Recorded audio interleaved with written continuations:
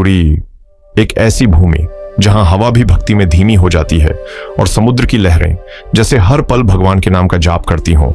लेकिन इसी पवित्र धरती पर एक ऐसा रहस्य छुपा है जिसका जवाब आज तक कोई नहीं दे पाया।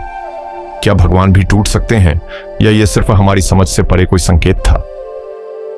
श्री जगन्नाथ टेम्पल पुरी कहा जाता है कि यह मंदिर सिर्फ एक इमारत नहीं बल्कि एक जीवित आस्था है। यहाँ विराजमान है भगवान जगन्नाथ, बलभद्र और सुभद्रा। लेकिन इन मूर्तियों से जुड़ी एक कहानी आज भी लोगों को सोच में डाल देती है।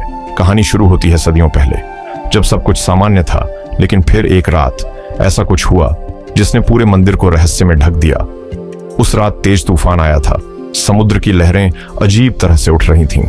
हवा इतनी तेज थी कि मंदिर के दिए तक कांप रहे थे। और उसी रात मंदिर के अंदर कुछ अजीब सा सन्नाटा फैल गया। कहा जाता है जैसे किसी अदृश्य शक्ति ने मंदिर में कदम रखा हो।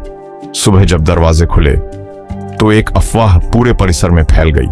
भगवान जगन्नाथ की मूर्ति पहले जैसी नहीं थी, उसका हाथ टूटा हुआ था। लेकिन सबसे बड़ा सवाल यह नहीं था कि हाथ कैसे टूटा। सवाल यह था, दरवाजे तो बंद थे, तो अंदर गया कौन? पूरा मंदिर हैरान था।